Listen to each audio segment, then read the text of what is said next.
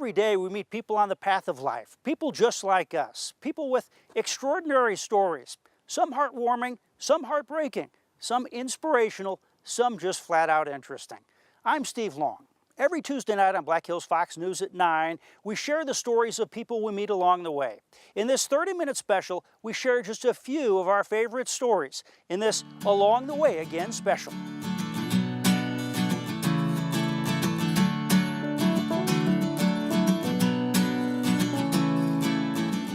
In a city of must-see attractions, there's one not listed in the tourist guides, but maybe should be.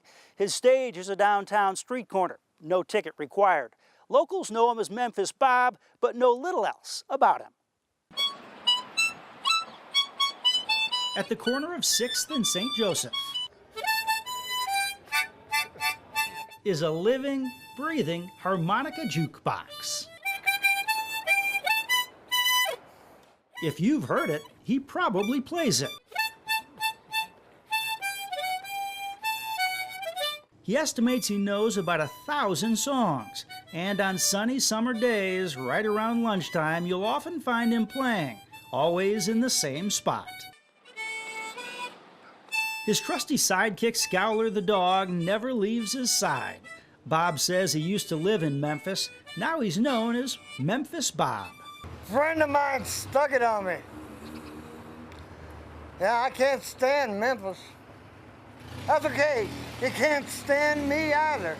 His real name is Robert Snyder, although nobody calls him that. And for about 17 years, he says he's claimed this as his corner. There's 16 places in this town you can play. This one's mine. You got 15 more to choose from. Usually they got the idea. He says he served in the Marines from 1973 to 75, never deployed as the war in Vietnam was wrapping up. But it was during that time he got his first harmonica. Oh yeah, they used to throw things at me back in the barracks. And that wasn't even when the lights were out. But I was trying to learn, you know. And he did learn, using the harmonica for years now to make some extra money.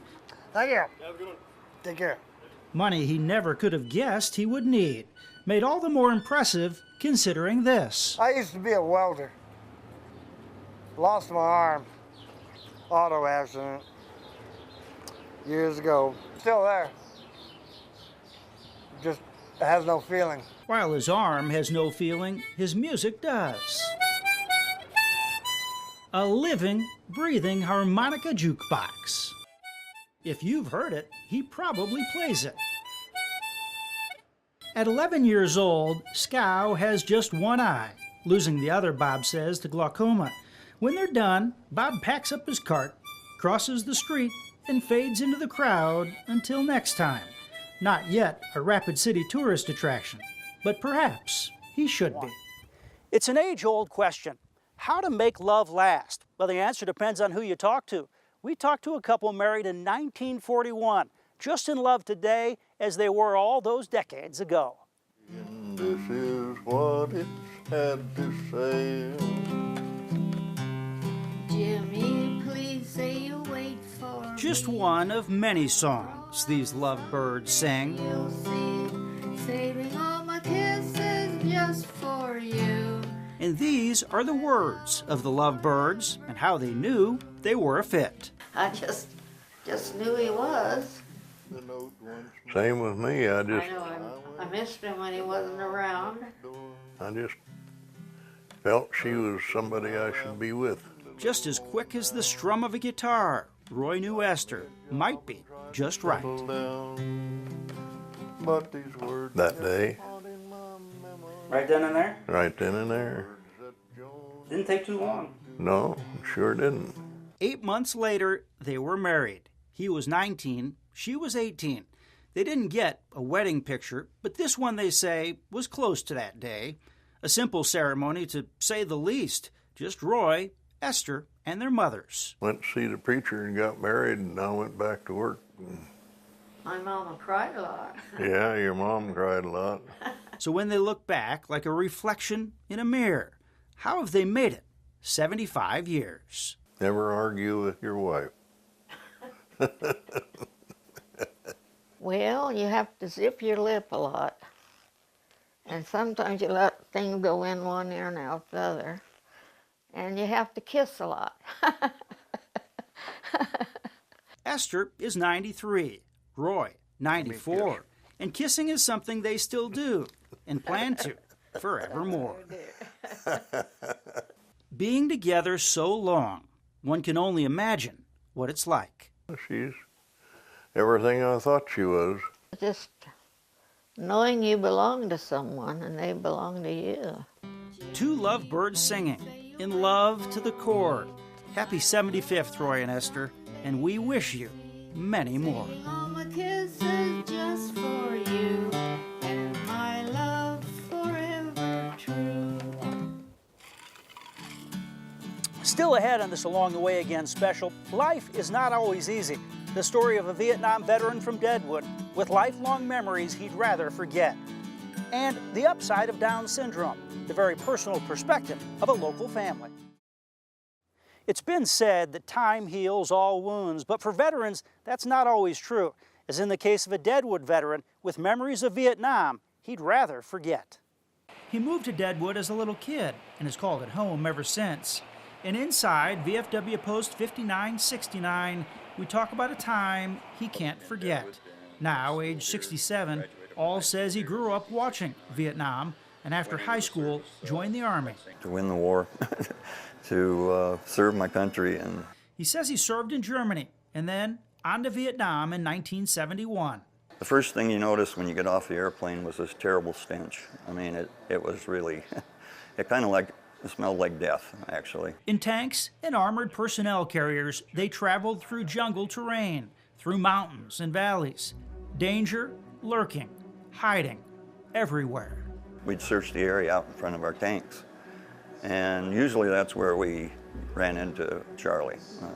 They were out there, booby traps and stuff like that. Very rarely ever knew if you shot somebody because you were firefighting and the jungle, and you might find a blood spot, and you hit somebody, but you don't know if you killed them. Thankfully, that's the way it was, because you really don't want to know if you killed someone right out, He was there because he wanted to be, which is not the same as being easy. The Sheridan tank he was on hit a landmine, but thankfully, no one on his crew was seriously injured. And all of a sudden, there's a flash of light from my right, and the next thing I know, I'm in a bomb crater right next to me. As so many veterans have now discovered, he has PTSD, and with agony in his eyes and pain almost tangibly in the air, he explains the two events that still haunt him from his days in the war. It's kind of hard to talk about, but I shot and killed a 10-year-old boy one morning on guard duty, and I have nightmares about that ever since. It was an accident, but I can never forgive myself. 45 years later, an accident, but the thoughts will not go away. There's a second event that won't go away either. It involved him finding a human hand. We had 3 guys get killed on a tank one time. They were hit with an RPG and it blew the tank up. And we spent the day trying to find pieces of their bodies. We made 3 different piles.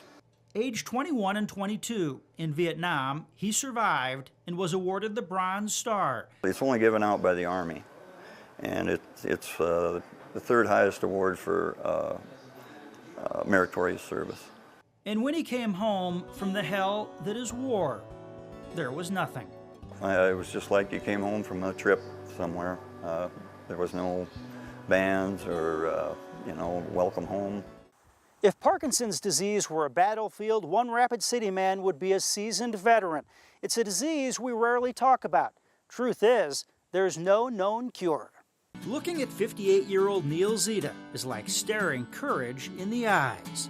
Parkinson's has been his nemesis for more than 15 years. We first shared his story in June 2016. Doctors told him to stay active, so he built a miniature replica of Devil's Tower, America's first national monument, in his front yard. But it was not easy. And I fall down a lot. Some days I fall down 100-200 times. So my knees have taken a real beating. Back in 2015, he had surgery, implanting 2 transmitters in his brain.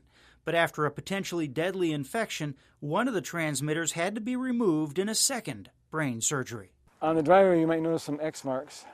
Sometimes those X's mark gives me my brain a target to look at and something for my feet to aim for. He loves creating art. Parkinsons had reduced his motor skills, but making this sculpture, including a few imaginary features, was something he could still do. But Parkinsons was gaining ground, beyond ripping holes in the knees of pair after pair of jeans.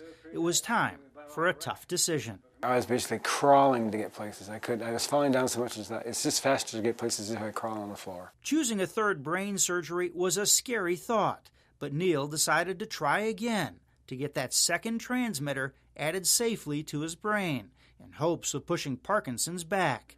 Just how scary was it?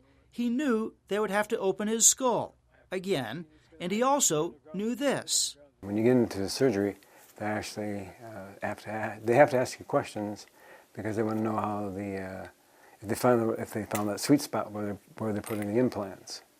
And so the only way they know that is to ask you.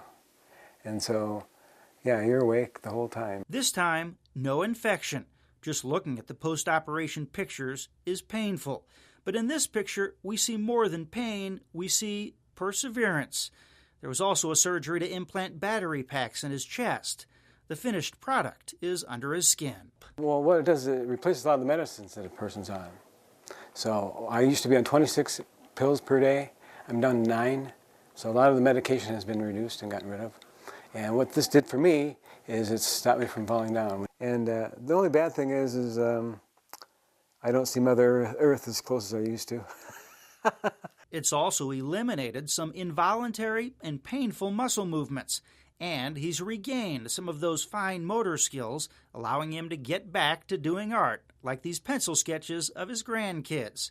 But it hasn't all been positive. He says his steps seem shorter, he runs out of breath a lot, and it's impacted his voice. A little more raspy, I think. My wife has a hard time hearing me. Maybe it's selective hearing, I don't know. But he knows someday he will likely lose what he gained from the surgeries, but he hopes that day is a long way off. I just hope that I live long enough to see these guys grow up, I guess, would be one of the goals. Although I know that, this disease, it's so unpredictable. His nemesis is indeed unpredictable, but Neil's got some guts, and when Parkinson's pushes, we can be doggone sure Neil will push right back. As we continue our travels along the way, we share the story of a man who was once homeless on the East Coast. He ended up in Rapid City with hope, a home, and a fresh beginning. Still ahead on this Along the Way Again special. The upside of Down syndrome. That's the focus of Rapid City's Ups of Downs Family Support Group. Now, the very personal perspective of the mother who leads the group. It's a sound many parents have heard as their child learns to play music. And this home is no different. Dennis and Mona Drolls are the proud and loving parents of their 4th grade son, David. And Mona is the president of the Ups of Downs Family Support Group. When individuals find out that they are going to have a child born with Down syndrome, or even when they don't know and they find out, it's devastating because most of the time people don't know what Down syndrome is. And neither did Mona. David would be their first child. December 1st of 2006, we got the phone call that David was going to be born with Down syndrome. And it was probably one of the hardest days that, as a mom to be, that you can imagine. Ups of Downs is there for families in need of friendship, emotional support, and guidance on education and medical issues. But the biggest thing is you have many, many individuals that have been told by the doctors that your child is not going to be able to do this, this, this, and this.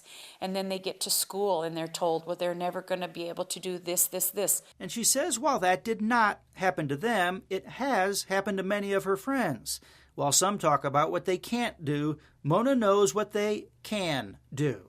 But more importantly, So does her son. We do reading, and we do recess, and we do writing, and we do a lot like math, science. She says David is the only one at his school with Down syndrome. This year, he got to join the orchestra. Just because they look a little different, just because they act a little different, they learn a little different, they still can be a very successful individual in the community. You just need to give them a chance. Like, I help my dad when he mows the lawn. And I help my dad with painting and put tile in and put like carpet in. Where once there were tears of uncertainty, there are now tears of joy. David is an individual who doesn't hate, doesn't get jealous. He can get his feelings hurt just like you and I. But every day it's, Mom, I love you.